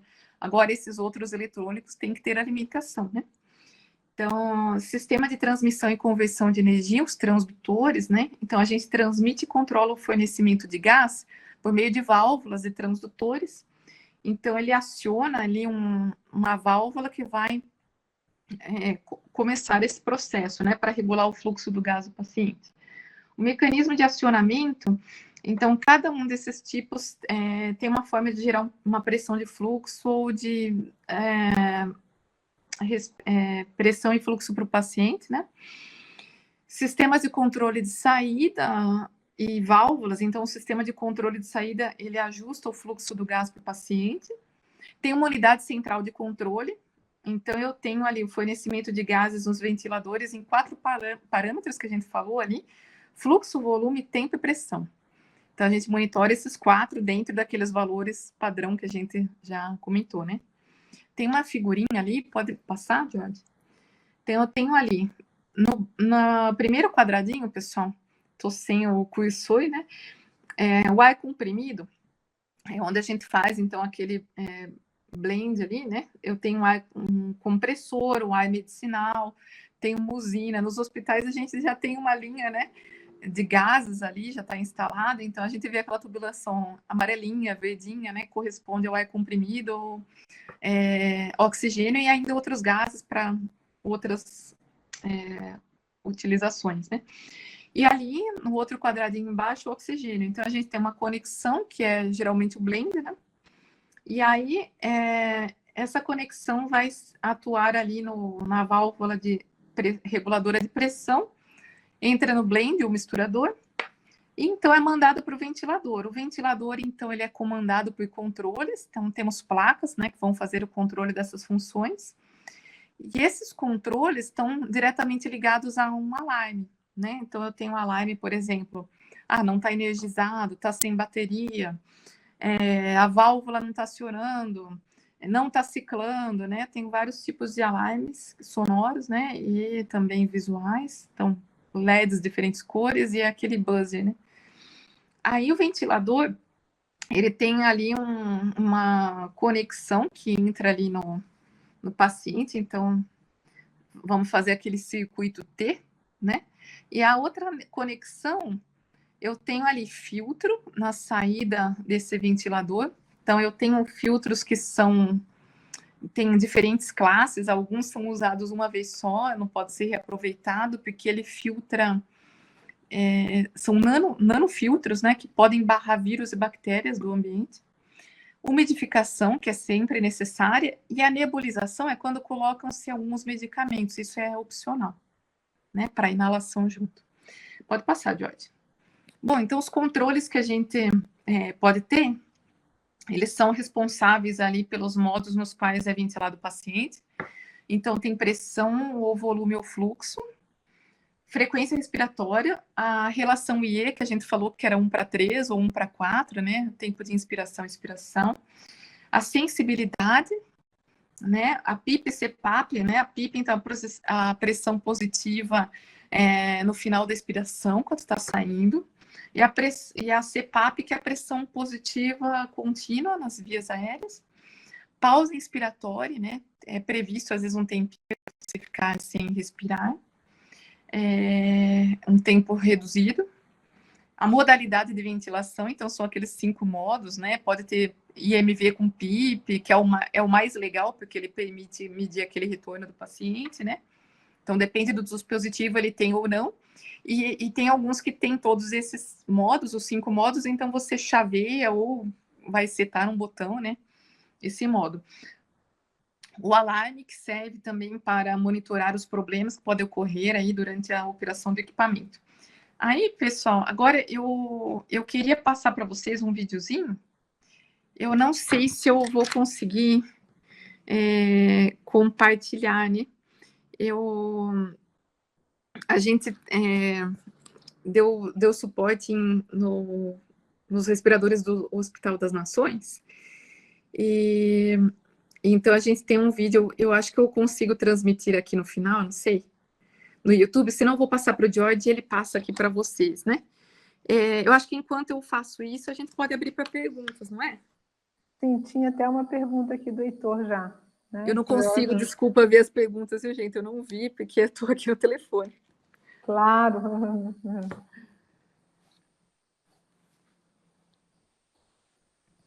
Qual que era a pergunta, Vi? Você consegue passar para mim, que eu não enxergo nada aqui? Tá, fica marcado aqui uma pergunta. Quem tem um grande volume de massa magra também está nessa área de risco? O problema isso é uma coisa interessante, né? O IMC é burro, né? Se a gente for fazer o IMC do Van Damme, por exemplo, né? Ele dá um IMC de pessoa obesa, mas ele é um cara que são puros músculos, né? Mas o que acontece? Acho que o que o manda é assim, a pessoa que tem obesidade, ela tem uma síndrome metabólica, que é geral, então resistência à insulina, dificuldade de respiração, então o esforço cardíaco e respiratório dessa pessoa é às vezes 20%, 30% maior do que uma pessoa que tem um IMC dito normal. Porém, um cara que é fortão, mas que ele respira muito bem, ele tem condição dele metabólica legal, eu acredito que não. Tem testes específicos para isso, né? Quando a gente faz na esteira com justamente essa traqueia, né? Eles vão medir esse retorno do ar e tem sensores que captam, né? Esses testes de avaliação física. Os atletas fazem muito, a gente vê na TV, né? Não sei, eu já tive a oportunidade de fazer um teste desses na universidade, não sei se vocês já fizeram. Está associado mais com o esforço cardíaco, né? Que pela condição de saúde da pessoa, né? Ela tem uma síndrome metabólica geral. Acredito que um cara fortão que tenha boa saúde, acho que não.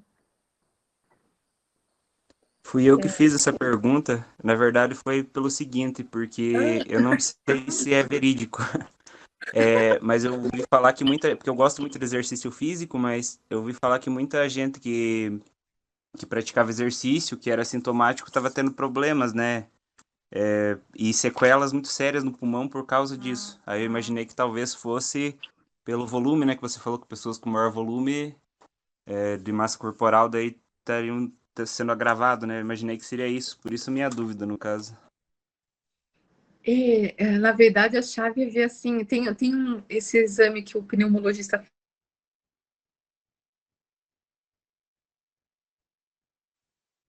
consegue manter, ele mede todas essas taxinhas ali da tua respiração. É interessante, né? Se você tiver a oportunidade de fazer um exame desse, é bom, né? A gente sempre fazer um check-up, né? Mas eu vi, como é uma doença nova, né? Teve um enfermeiro aqui em Curitiba que ele ficou 6 semanas entubado.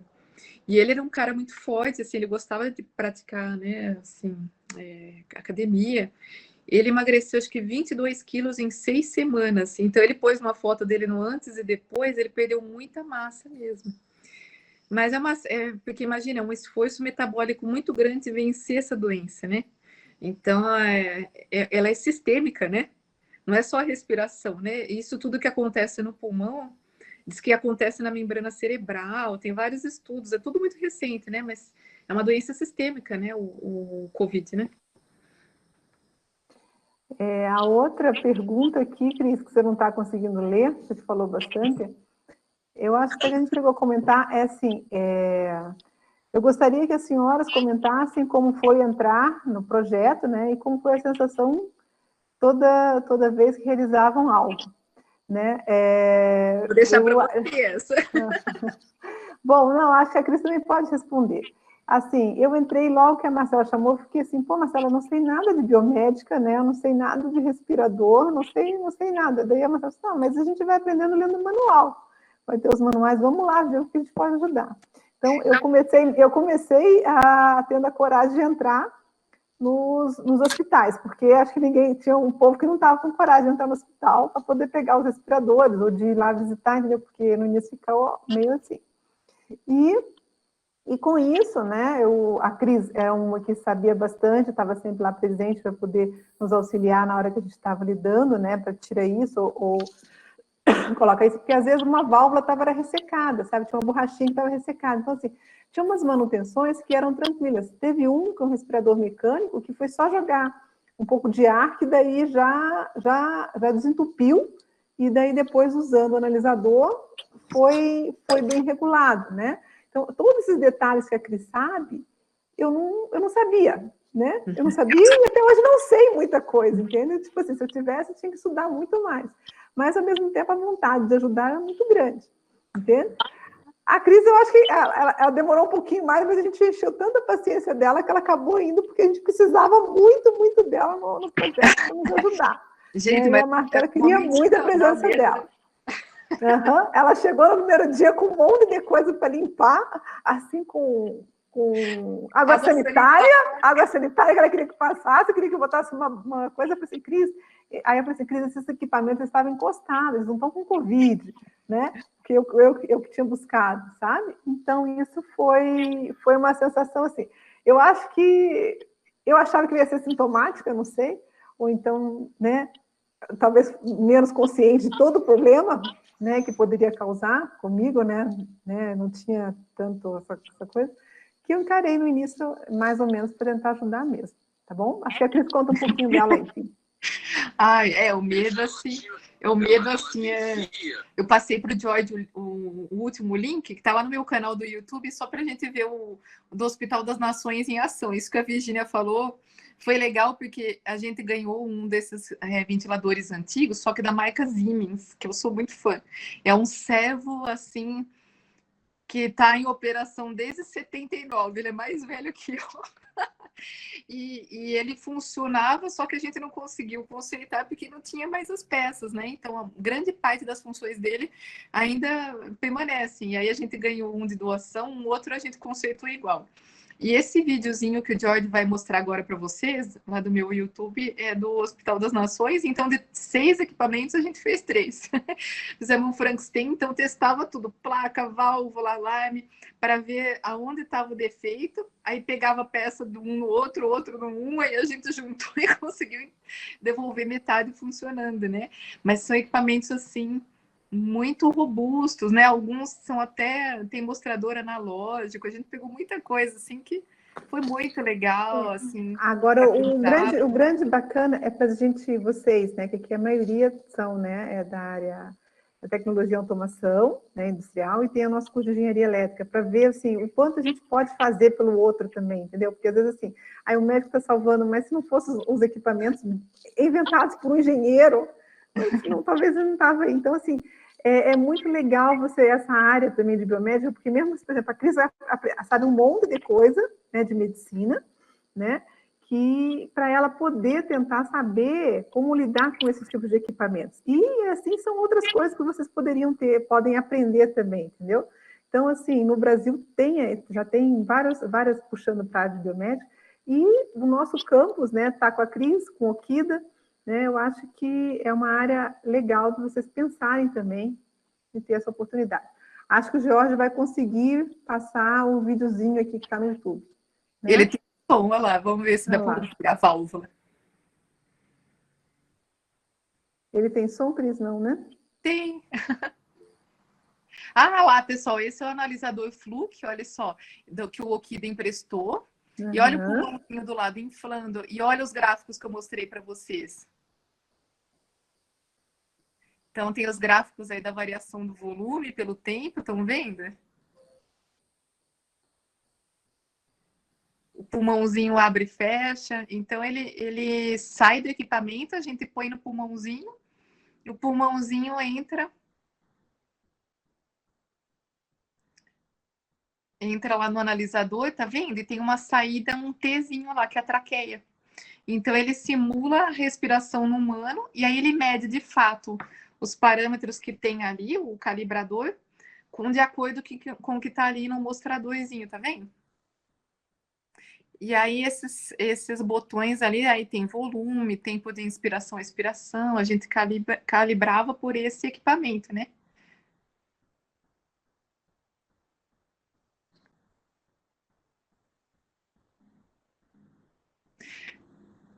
Vi, tá sem microfone. Obrigada. Normalmente a gente via isso, né? Depois de ter trocado as válvulas que estavam danificadas, ou então alguma borracha, né? Alguma coisinha assim. Então, realmente foi um projeto muito, muito legal. Acho que é isso, né? Acho que é isso. Deu para a gente mostrar um pouquinho, né? Acho que o controle é tudo, né? Nesse processo, né? É muito difícil. Você vê como que o corpo humano é uma máquina maravilhosa, né? O nosso cérebro comandar tudo isso é o maior dispositivo de controle que tem, né? E tem tudo a ver, né? Com a engenharia, com o controle. É bem bacana. Mas eu agradeço aqui de novo a minha amiga, a Virgínia, porque se não fosse ela, não teria aprendido assim, esse monte de coisas, né? E a gente se sentiu útil, né? Pudemos fazer alguma coisa na nossa área, foi muito legal. Foi bem legal. Foi bem legal, entendeu? E é isso aí. Que legal. Muito obrigado, professora Virgínia, professora Cristiane. Professora Cristiane eu não conhecia. Professora Virgínia, a gente já fez as matérias juntos, né? Já fizemos algumas, né? O Heitor tinha perguntado mais uma coisa lá no começo, antes das senhoras entrarem, se quer... Não, ele falou da massa magra e agora o Heitor estava perguntando sobre o pulmão de teste, não é isso? O pulmão de teste... Isso, aquele que está falando no vídeo. Pessoal, meu canal no YouTube, o oficial lá do... Eu só tenho esse vídeo por enquanto, tá? Não sou blogueira, mas eu tive que fazer o canal para vocês verem. Aí dá para você ouvir o sonzinho, dar um pause e volta, tá? Então, eu coloquei esse videozinho lá, Cristiane Gonçalves, né? Acho que tá aberto lá, o meu e-mail é cristianeg@tfpr, né? Eu acho que, não sei se está vinculado no e-mail lá, dá para Eu acredito que quando acabar a pandemia, né, Cris, a gente vai conseguir fazer isso meio que ao vivo, assim, mostrando várias, né, com as pessoas, com um mini curso mesmo, assim, que dá para eles, assim, olha, o que a gente consertou, aí abre, pela quantidade de respiradores que a gente não conseguiu consertar, que está com os defeitos, mas daí a gente vai ver os defeitos e daí com isso a gente aprende, né? Então, quem sabe o próximo vai ser presencial. O próximo vai ser mais presencial, né? Se Deus quiser, né? Quanto antes. Acho que agora tem os sorteios, né, Jorge? Oba, tem em Curitiba alguma coisa aqui? Isso aí. Tem, professora, tem sorteio. Pizza, agora, se eu ganhasse, eu ia gostar, viu? Nossa, já pensou? Que maravilha. Olha lá. O Heitor já falou que é dele.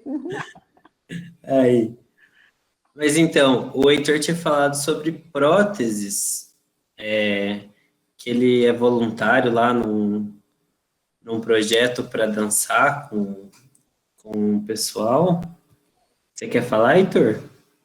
Assim, até ia falar assim, ó, é uma coisa assim que quando eu entrei na faculdade, eu já fazia parte de um grupo de cadeirantes, né, com dança com cadeirantes, não, apesar de não ter nenhum amputado lá. Mas eu me interessei muito por prótese antropomórfica, porque eu conheci alguns amputados, né?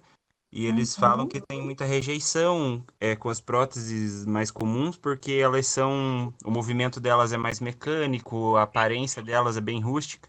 Aí é uma coisa assim que eu não conheci e me interessou muito, apesar de estar muito longe ainda da minha realidade.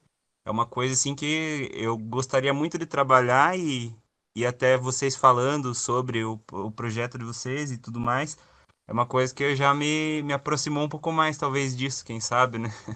Heitor, o ano passado, eu vou falar uma experiência que eu tive. Eu lido com... a meu doutorado foi na parte de sensores à fibra ótica, redes de Bragg. Então, são sensores extremamente sensíveis à pressão. Eu trabalhei, na verdade, na área de escoamento multifásico para Petrobras, mas eu fui numa defesa de mestrado, onde era exatamente isso, ela pegou uma prótese de pessoas amputadas na perna, e daí ela via como era o movimento do pé, entendeu? Para poder cada vez ficar com esse movimento. Então, na verdade, ela estava estudando sensores e ela conseguia fazer isso tudo.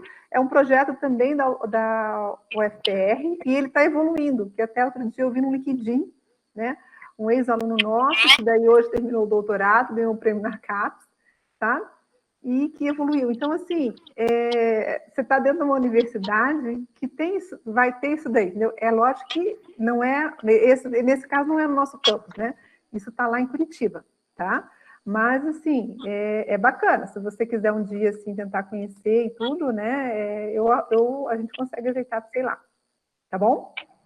Ah, com certeza vou querer. Muito obrigado. Tá. Cris? Quer falar alguma coisa? Excelente, né? Acho que a Cris nem sabia desse detalhe, né, Cris? Acho Não que eu tinha sabia. contado. Eu fui numa defesa que era uma ex-aluna minha, daí ela me chamou para ser defesa do mestrado dela, né, junto com o orientador dela, e foi bem interessante. E até eu tinha convidado um aluno que, no caso, o pai dele tinha perdido a perna, né, eu queria até que ele fosse, mas aí ele não se interessou, porque eu achei muito bacana o projeto, tá? E o trabalho foi muito bem feito. Olha que bacana, você tem o professor Estevam, ele trabalha, acho que, com análise da pisada, né? Porque tem os sensores piezométricos, então você, né, pisa, eu sei que ele mede a pressão da pisada, mas é que você falou, tem muita... Exatamente. No caso, esse projeto, porque daí era sensor com redes de Bragg, então era um outro tipo de sensor, né? Diferente que foi colocado, e daí ela conseguia analisar bem certinho. Tá? Que bom! Quem sabe? Tem muito, é isso que eu falo assim, engenheiro, gente, tem muita coisa para a gente fazer. Tem muito Cada vez a gente descobre mais e mais, mas assim, isso dá uma alegria muito grande, né? A gente poder saber que a gente pode contribuir. Por isso eu acho que eu sou tão encantado com a engenharia, né? Eu sou tão encantado com a engenharia. E é importante a gente ter essa interface, né? Porque quando, por exemplo, você tendo uma filha médica, olha quantos problemas tem para serem resolvidos, né? Porque quando a gente tem essa interface ela tem que ser bem próxima mesmo para a gente ver no dia a dia, testa e melhora, testa e aprimora, né? Porque o que Deus dá, a natureza imita, não faz igual, né? Mas tentar fazer o mais próximo possível, né? Sim. Eu acho que agora o Jorge vai fazer os nossos sorteios, porque acho que o horáriozinho já está tarde, o povo deve estar cansado. Gente, tá bom, peço desculpas, porque nós desculpas tivemos aí, problemas técnicos aí. Efetivamente, a gente falou 1 hora, né? Jorge, teu microfone daí, veja. Beleza. Nada, professora, nem precisa se desculpar, essas coisas acontecem. Eu acho que todo mundo que está aqui é bem compreensivo e entende, né, que é online, então isso aí está sujeito a acontecer sempre. Eu vou puxar minha tela aqui para mostrar o sorteio para vocês. Eu enumerei vocês, como de costume, de 1 a 30 e poucos ali no Word, e agora eu vou entrar no sorteador. Lembrando que os nossos prêmios de hoje são um lanche lá do Cats Burger e o Vale iFood, que dá para qualquer lugar do Brasil, no valor de R$30. E por último, 2 brownies. Então, o primeiro foi o 9. Vamos ver quem que é o 9.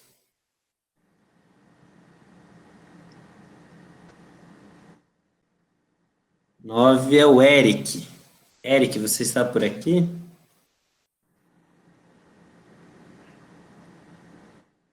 Opa, que maravilha. Meus parabéns, cara.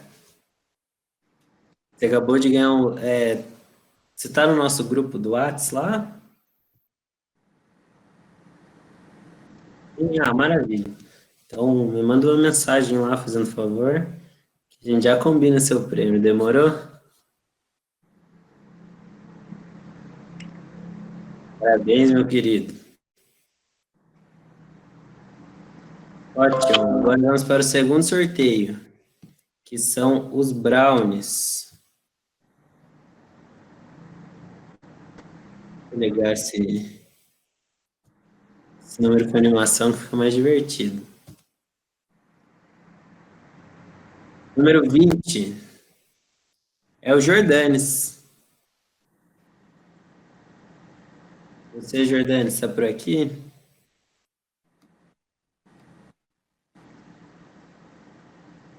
Nossa, acho que foi ele que notificou que acabou de sair. Coitado. Tá bom. Próxima pessoa. Vai ficar com raiva na hora de ficar sabendo. Vai. Vida. Pega esse número e joga. Vamos ver. Passa o número para frente, vamos lá. 14. 14 é o Guilherme Ferreira. Guilherme Ferreira, tá por aqui? Oi, tô aqui. Aê, meus parabéns. Você já Obrigado. tinha ganho alguma coisa? Não, Ah, beleza, que bom. beleza. E você tá no grupo do Whats lá? Tô sim. Depois eu mando uma mensagem pra você. Maravilha, pode mandar lá. E agora o último, que é o vale de R$ 30 do iFood, que dá para qualquer lugar do Brasil. Opa! Agora, pô. 10. 10 é o Erison. Erison tá aí? Aí. Tá aí. Não foi. O povo tá esperto, ficou mesmo, né? É, né? Tem que ficar. Minha esperança era ganhar esse vale aí para usar aqui. Tá ótimo. Ó, daí, ó. Era Então, jantar. Vai, Heitor, eu confio, cara. Eu tô na torcida aqui, mas por enquanto nada. Então, pessoal, quero agradecer de novo aí a paciência de vocês, a presença de vocês, da professora Virgínia, da professora Cristiane. Foi muito legal, eu curti bastante, foi bem produtiva e muito bom saber que dá para fazer diferença, né? Não importa a área. E é isso aí, muito obrigado, boa noite. também, muito obrigada, boa noite, obrigada pela paciência, obrigada pela oportunidade, né, da gente poder se expor um pouquinho aí, tá bom? E contem com a gente sempre aí, tá? Jorge tem o nosso contato, qualquer coisa que precisar, só procurar, ok? Ok, tchau, tchau. Obrigado. Tá certo, obrigada, pessoal. Um abraço. Tchau, tchau. Tchau, tchau.